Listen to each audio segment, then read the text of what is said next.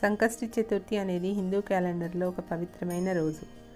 ఇది అడ్డంకులను తొలగించేవాడు, జ్ఞానం, శ్రేయస్సు మరియు అదృష్టానికి చిహ్నంగా పిలువబడే గణేశునికి అంకితం చేయబడింది. పౌర్ణమి అనగా కృష్ణపక్షం తర్వాత 4వ రోజున ఆచరించే ఈ ఉపవాస వ్రతం ముఖ్యంగా కష్టాల నుండి ఉపశమనం కలిగించడానికి మరియు భక్తులకు స్పష్టత, ఆశీర్వాదాలను ప్రసాదించడానికి గౌరవించబడుతుంది. సంకష్టి చతుర్థి అనగా సంకష్టి చతుర్థి లేదా సంకటహర చతుర్థి ప్రతి నెల అడ్డంకులు, కష్టాలు మరియు ఆందోళనలను తొలగించడానికి గణేశునికి అంకితం చేయబడింది. సంకష్టి అంటే కష్ట సమయాల్లో విముక్తి అని అర్థం. మరియు ఈ రోజున భక్తులు ఉపవాసం ఉండి జీవిత సవాళ్లను అధిగమించడంలో గణేశుని ఆశీస్సుల కోసం గణేశుని ప్రార్థిస్తారు. ఈ వ్రతం యొక్క ప్రాముఖ్యత ముఖ్యంగా నిరంతర ఇబ్బందులను ఎదుర్కొంటున్న వారికి లేదా మానసిక స్పష్టత, విజయం మరియు ఆధ్యాత్మిక వృద్ధిని కోరుకునే వారికి శక్తివంతమైనది.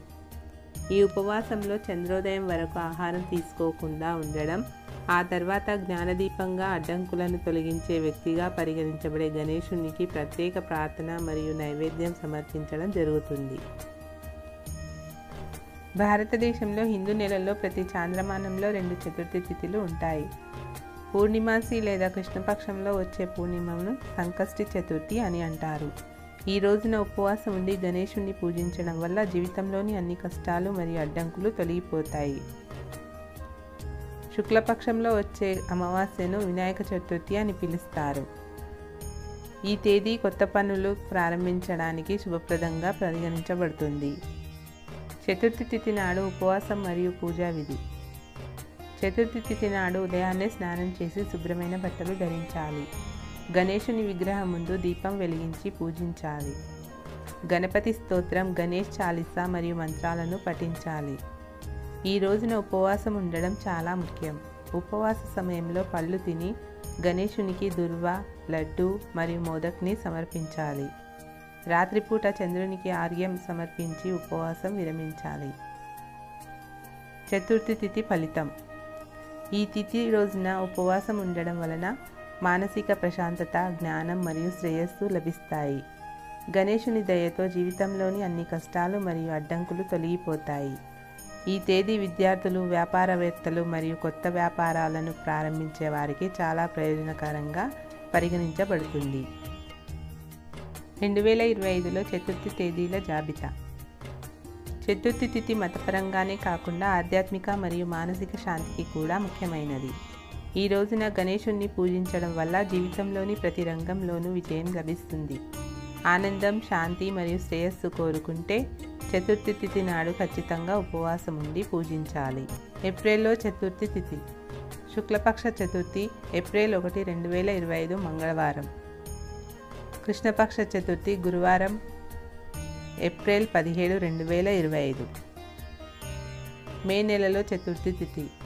శుక్లపక్ష చతుర్థి మే 1, 2025 గురువారం. కృష్ణపక్ష చతుర్థి మే 16, 2025 శుక్రవారం.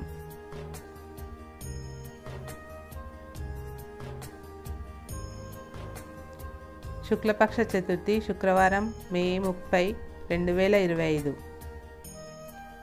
జూన్లో చతుర్థి తిథి.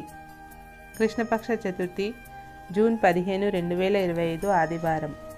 శుక్లపక్ష చతుర్థి జూన్ 29, 2025 ఆదివారం. జూలైలో చతుర్థి తిథి. కృష్ణపక్ష చతుర్థి జూలై 14, 2025 సోమవారం. శుక్లపక్ష చతుర్థి నాగ చతుర్థి జూలై 28, 2025 సోమవారం. ఆగస్టులో చతుర్థి తిథి. కృష్ణపక్ష చతుర్థి, సంకటహర చతుర్థి, అంగారక చతుర్థి, హేరంబ సంకష్ట చతుర్థి. ఆగస్టు 12, 2025 మంగళవారం. శుక్లపక్ష చతుర్థి ఆగస్టు 27, 2025 బుధవారం. సెప్టెంబర్లో చతుర్థి తిథి. కృష్ణపక్ష చతుర్థి సెప్టెంబర్ 11, 2025 గురువారం. శుక్లపక్ష చతుర్థి సెప్టెంబర్ 26, 2025 శుక్రవారం. అక్టోబర్లో చతుర్థి తిథి. కృష్ణపక్ష చతుర్థి అక్టోబర్ 10, 2025 శుక్రవారం. శుక్లపక్ష చతుర్థి అక్టోబర్ 25, 2025 శనివారం. నవంబర్లో చతుర్థి తిథి కృష్ణపక్ష చతుర్థి నవంబర్ 8, 2025 శనివారం. శుక్లపక్ష చతుర్థి నవంబర్ 24, 2025 సోమవారం. డిసెంబర్లో చతుర్థి తిథి కృష్ణపక్ష చతుర్థి డిసెంబర్ 8, 2025 సోమవారం. శుక్లపక్ష చతుర్థి డిసెంబర్ 24, 2025 బుధవారం. సంకష్టి చతుర్థి శక్తి పురాతన వేద గ్రంథాల నుండి ఉద్భవించింది. అక్కడ గణేశుణ్ణి విఘ్నహర్త అనగా అడ్డంకులను తొలగించేవాడు మరియు మంగళకారకుడు, సౌభాగ్యాన్ని ప్రసాదించేవాడుగా అభివర్ణిస్తారు.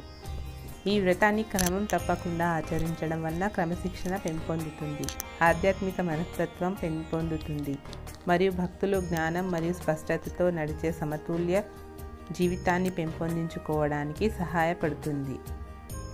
ప్రతి నెల సంకష్ట చతుర్థి భక్తులకు గణేశుని యొక్క ఒక ప్రత్యేకమైన అంశాన్ని పూజించే అవకాశాన్ని అందిస్తుంది. వారి ఉద్దేశాలను దేవత యొక్క నిర్దిష్ట ఆశీర్వాదాలు మరియు శక్తులతో సమలేఖనం చేస్తుంది. సంకష్టి చతుర్థి నాడు పాటించవలసిన ఆచారాలు.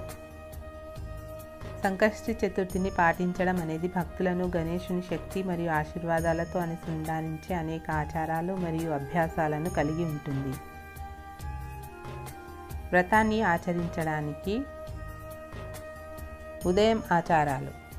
భక్తులు స్నానం, స్వచ్ఛమైన మనసు మరియు పరధ్యానం లేని స్థలంతో తమ రోజును ప్రారంభిస్తారు. వారు దీపం వెలిగించి గణేశుణ్ణి సాధారణ ప్రార్థనతో ప్రార్థించడం ద్వారా ప్రారంభిస్తారు. ఉపవాసం. సంకష్టి చతుర్థి ఉపవాసం తీవ్రతలో మారుతూ ఉంటుంది. కొంతమంది భక్తులు పూర్తి ఉపవాసాన్ని ఎంచుకుంటారు, మరికొందరు పండ్లు, పాలు మరియు నీటిని మాత్రమే తీసుకుంటారు.